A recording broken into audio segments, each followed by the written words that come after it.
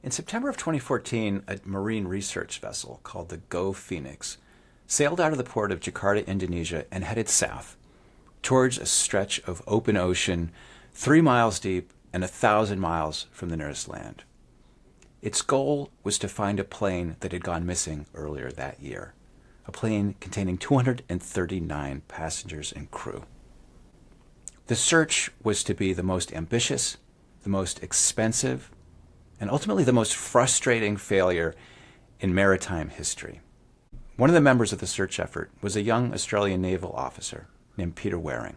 Hi everyone, I'm Peter Waring, and in 2014 I was a lieutenant in the Australian Navy, and it was about September of that year I was seconded from my Navy job to the Australian Transport Safety Bureau to act as the Deputy Operations Manager for the search for MH370.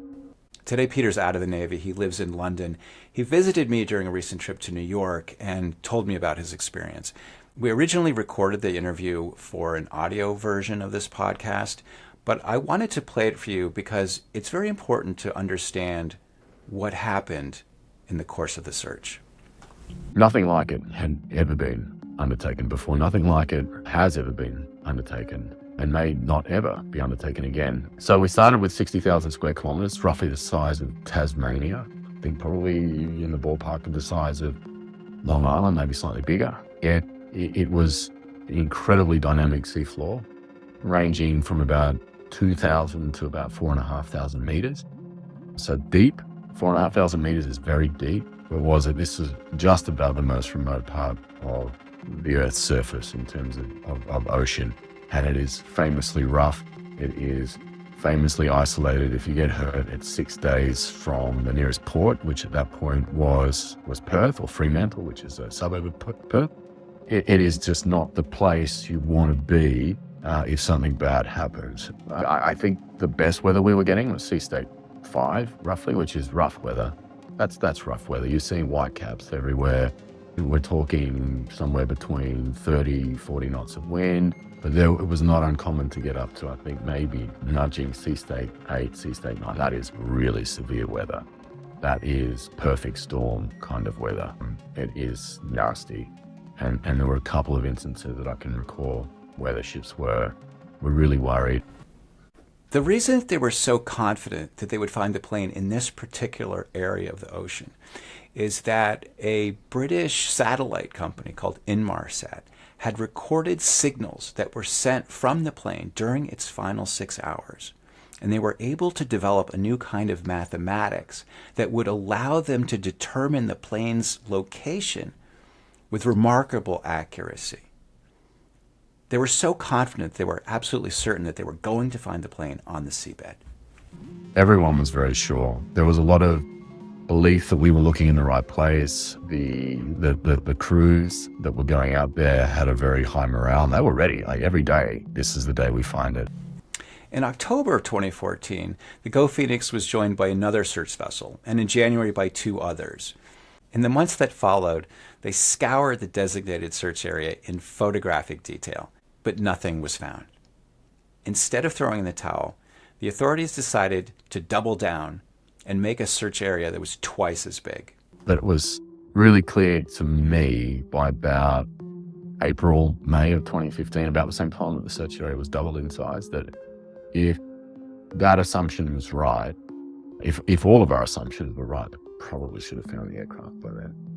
I asked to be moved, which the Navy by that stage was happy to do. You asked to be moved because you were frustrated? I asked to be moved because I was frustrated and I knew that they were looking in the wrong place. And I said that, I was a little less filtered than I think now, but I said to them when I left, you're not going to find it. And this is one of the times in my life that I was kind of unhappy to be right. But I couldn't read a news story about MH370 for about 3 years after that. I would feel it like an emotional, like someone had grabbed my innards and given them a squeeze. Anytime someone asked me about it, anytime I saw it on the news, anytime I saw a headline, it felt like something was clenching my stomach and I didn't want to know about it. Yeah, it was heartbreaking, to be perfectly honest. How could the authorities have been so wrong? Which of their initial assumptions was incorrect? And what, in turn, does that tell us about the possible fate of the 239 passengers and crew aboard that plane?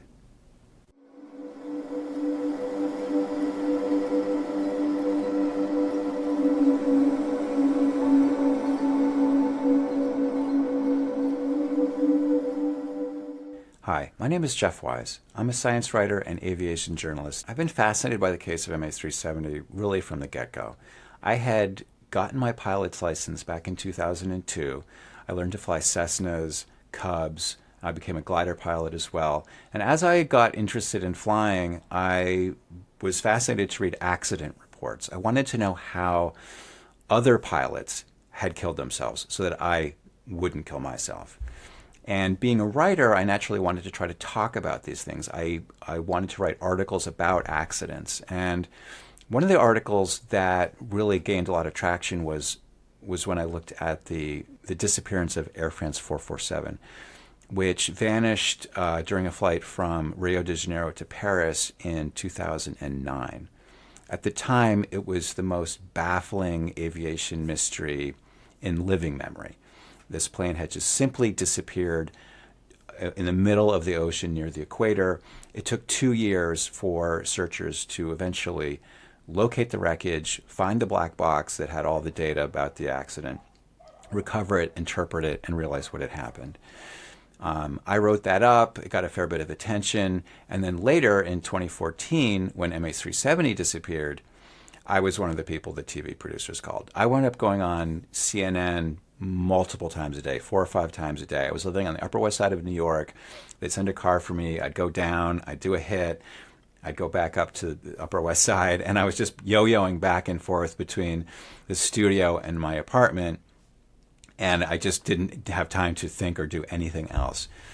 As time went by, I continued to report on the technical data. I wanted to really understand what we could know from the evidence that was turning up.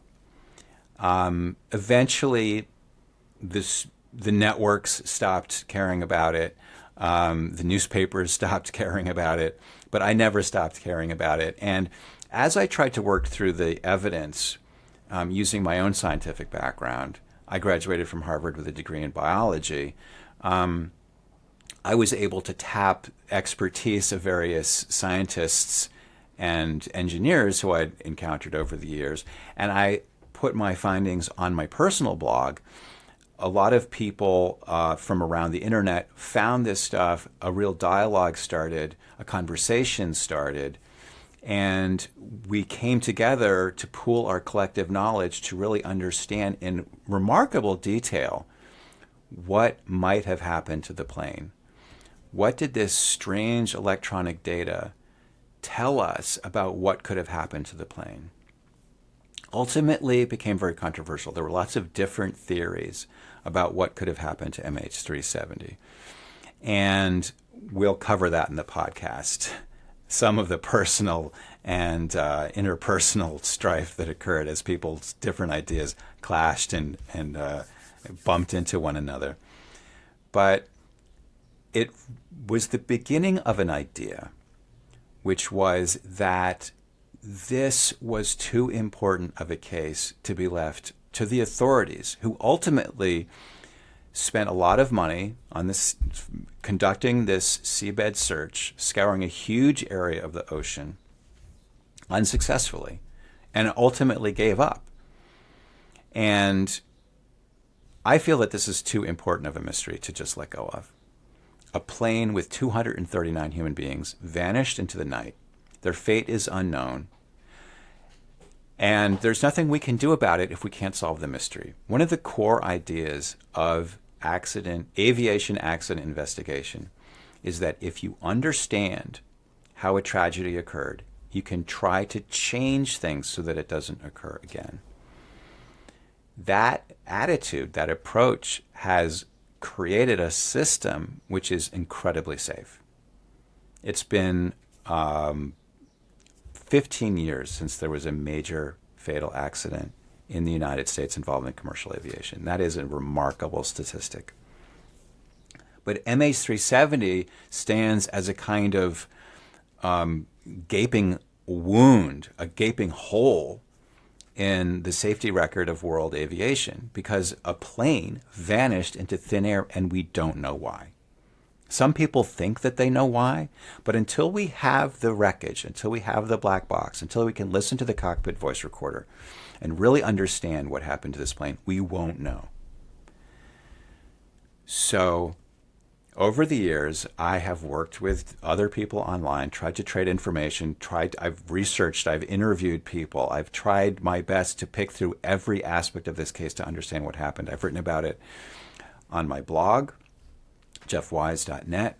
I wrote a book. I wrote 2 books, actually, but the most recent edition is called The Taking of MH370. And ultimately, some TV documentary producers reached out to me and asked me to work with them on a major production for Netflix called MH370, The Plane That Disappeared. I worked with them for several years. I told them as much as I could about what I had learned through the years of my reporting to try to help them understand what happened. The documentary, a 3-part documentary, came out in March of 2023 on the 9th anniversary of the disappearance. I essentially served as sort of narrator of this show, and it generated a lot of interest. The show had 100 million viewing hours within the first week or two. It was the number 2 most watched show in the world when it came out. There's a tremendous reawakening of interest and an introduction of my ideas to a lot of people who hadn't heard it before. There was a lot of interest in a further discussion. People wanted to know more because the Netflix documentary was excellent in my estimation. I think they did a really good job, but 3 hours is not a lot of time to talk about an incredibly complicated and deeply strange mystery. We were able to talk about basically 3 scenarios, 2 of which I think have a possible chance of being true. And it really only scraped the surface of the universe of things that we know about MH370.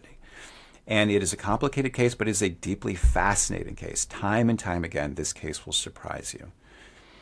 And I felt that there was so much more to be said. And one of the challenges that this story has presented to me from the get-go is, how do you talk about a case that is so rich, so full, so complex, and whose complexity is so important to a full understanding of what had happened? It's a case that if you know very little, it might seem obvious what happened to the plane. But that obvious seeming answer actually can't be true if you know more about the details.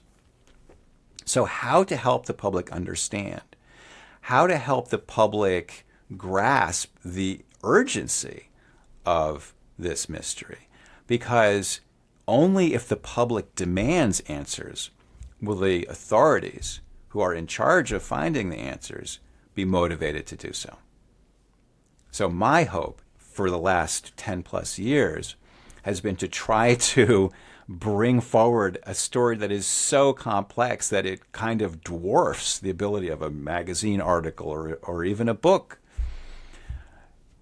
So after the Netflix documentary aired, a digital media entrepreneur from Wisconsin reached out to me and said, let's do a podcast together.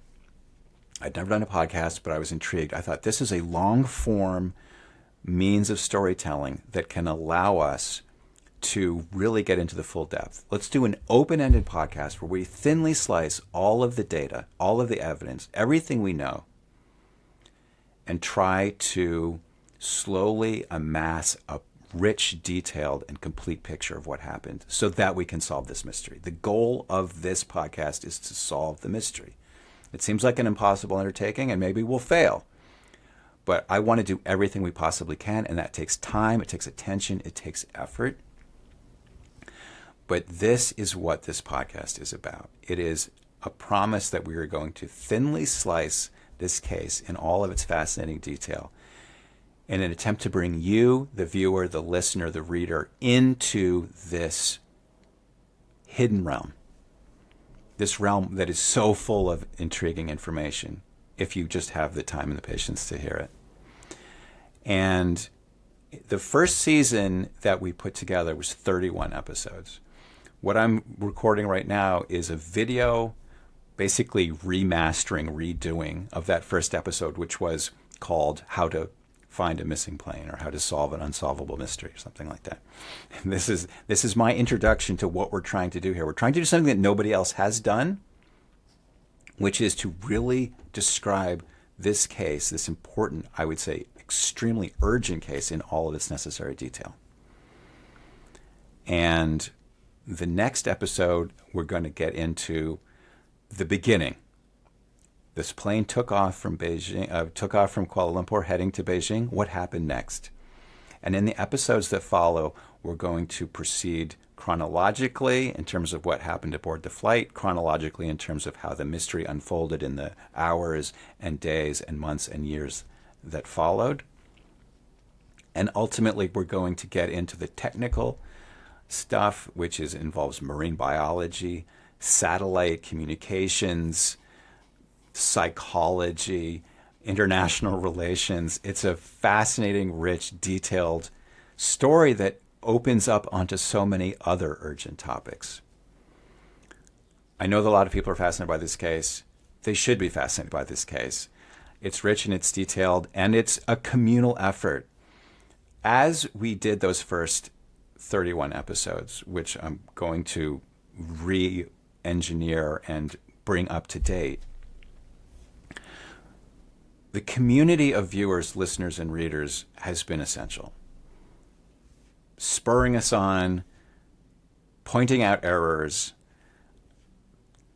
providing information, because this is a case of such complexity that no one person, before it happened, understood all of the different aspects, understood the aspects of the wiring of the 777's communications system, or the life cycle of a Lepus antitifera barnacle, all these different universe of knowledge that's required to understand this. But people who are in the community of readers and listeners and viewers are pitching in, are adding, or sending me emails or writing comments. Hey, I know this thing that you don't know. Read this paper. Talk to this person. Look at this wiring diagram. Collectively, we can solve this mystery. We have to solve this mystery. Our own collective safety depends on it. I want to thank you for joining me today. This is a passion project for me. I know that it's a passion for so many people. But don't stop looking. Don't stop asking hard questions. We are going to find this plane. We will do it together. Thank you very much. This has been Episode 1, Season 1 of Deep Dive MH370.